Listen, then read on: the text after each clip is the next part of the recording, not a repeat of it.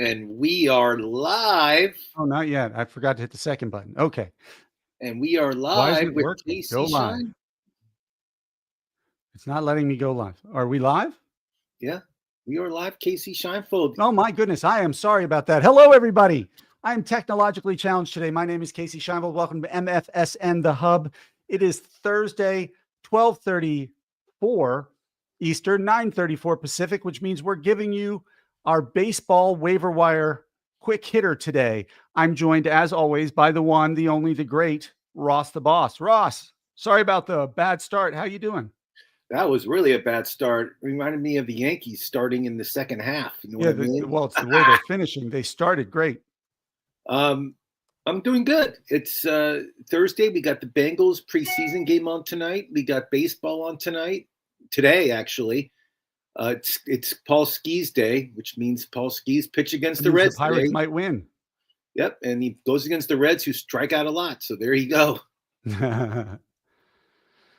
Oh, so we are getting close to everybody's trade deadline. Some leagues might have already been past their trade deadline. We're getting to the end of this where you're getting into the nitty gritty. If you're in the race for the playoffs, it becomes really important to identify what you can do to your team to give you that final push. And so we're going to give you a few waiver wire names for you to consider. Our cover boy today is Kobe Mayo from the Baltimore Orioles.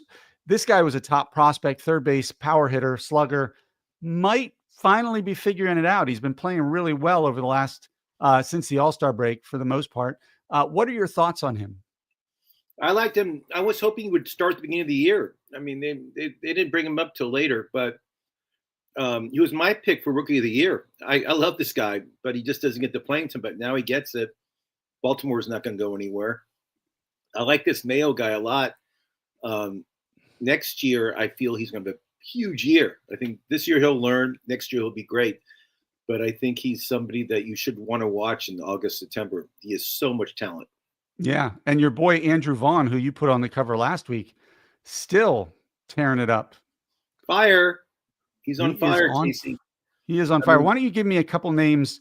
Let's go with some hitters, a couple hitters you're looking at who you think can help a team down the stretch run. Somebody that wasn't traded again, but he's since the break, he's batting like 383. He's just been on fire. Is Luis Robert or Robert? I always mix it up. Yeah, but he's finally over. I think he's finally over 60% owned. But I get the point. Okay, yeah. Well, another guy that benefited from the trades in Colorado is this guy. I don't think I would name my son this, but his first name is Warming, and it's Bernabell. Yep. Bernabell. He's sitting like 400 or something. I mean, this guy's tearing it up in Colorado, which means he's going to keep on hitting huge when he plays in Denver. And I mean, I don't know if this guy's for real, but doesn't matter. He hits in Colorado. Colorado prices are always inflated when it comes to batting average and home runs and RBIs.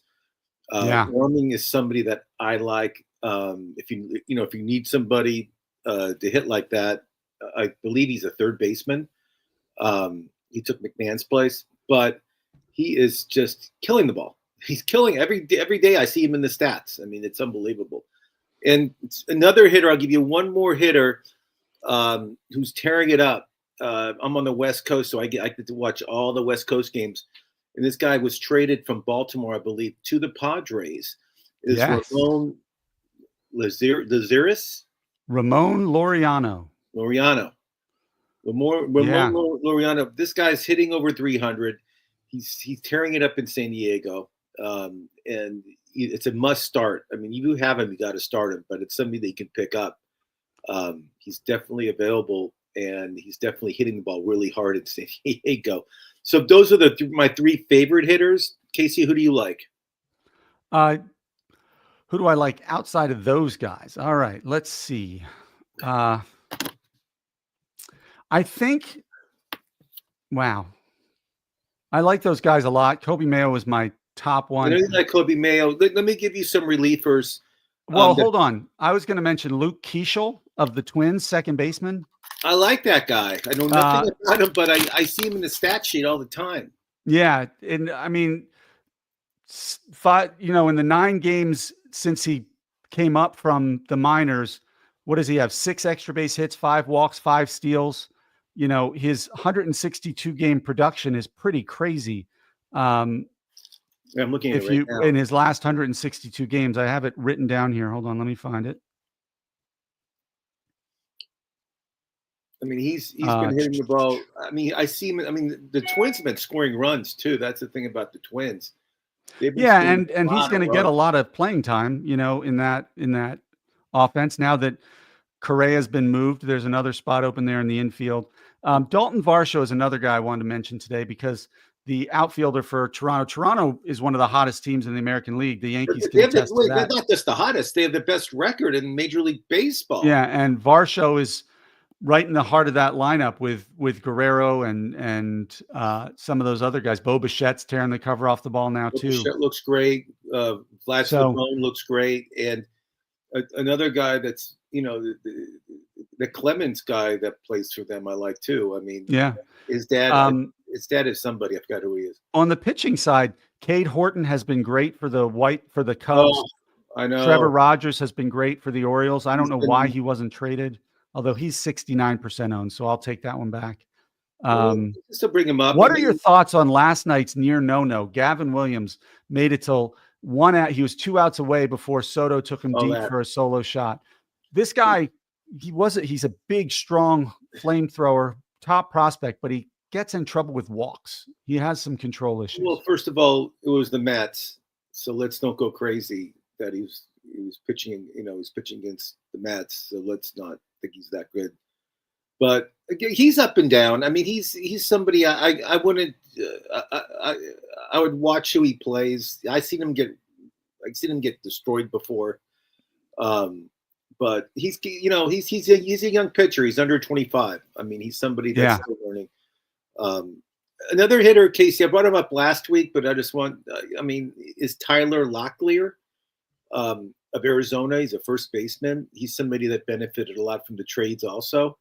In the minor leagues, I told you, this guy hits home runs, steals bases, hits for average. I mean, fantasy-wise, he's like a dream. I mean, I don't know if he can do it in Major League Baseball, but it's definitely worth the pickup. Yeah. I mean, this guy does everything. I mean, he's killing it. He was killing in the minor leagues. I mean, he could have been like minor league player of the year if he stayed. He's that good. But Tyler Locklear, no relation to Heather. I like him too if you need a first baseman. Okay, and give me some other players before I name a few prospects. I think you should take a look at. Some players that benefited from some of the trades that happened last week. Jojo Romeo. Okay, see, I call you Romeo sometimes too. He's the new Cardinal closer, I think. They really haven't had many saves lately, but I think he's going to be the save guy because Hensley's gone. And then the other guy is Dennis Santana. He is the closer now for the Pirates because Bednar went to some horrible team back east to help them. But those might two as well have gone to Arizona State. Yeah, no kidding. But Santana, I like both those guys. If you're looking for saves and a lot of your save guys are not available, these guys are available, and I would suggest you pick. Jojo Romero is one of the choices. The other guy is Riley O'Brien. Is he Irish? In St. Louis. He got a save chance against the Dodgers on Wednesday. So I'm not sure. And then the guy who we've talked about him before with Class A's suspension still there and lasting until the end of this month, Cade Smith has been doing a great job for the Indians, holding down that end of the end of the game kind of role, 8th, 9th inning role. And so he's only 51% owned and his peripherals are good too. So those are some great names. Now we're also getting to the part of the season where you might see some prospects come up for teams as they prepare for the stretch run. You've already talked about Jordan Lawler a couple times. I've talked about Samuel Basallo for the Orioles. But the other guy Who is for it? the Orioles, who he's got a great name, is Dylan Beavers, outfielder. He has homered 15 times in his past 46 games, walking more than he struck out. He's batting .302 with 13 home runs and 21 stolen bases on the year. And they're currently playing Dylan Carlson in center field. That is not much of a roadblock in terms of getting this kid time and exposure to see if he can do it at the major league level as well. They're not going to lose a year of eligibility for him in bringing him up now. So there's no penalty there. Right. I just think he could be somebody who really does get a look in the coming days. Obviously, the Yankees are struggling. Spencer Jones is tearing the ball up in the minors, but I don't know if there's a path to playing time for him. But the other one is Arenado was not traded, but he is on the IL. JJ Weatherholt of the Cardinals, a big time prospect for them, is still playing great. And Nolan Gorman is the guy who's been filling in for Arenado at third base. And we know what he is. He's a 200 hitter who might hits for some home runs, but he strikes out. He makes too many, takes too many bad at bats. And Weatherholt in Memphis right now is starting at third base for him.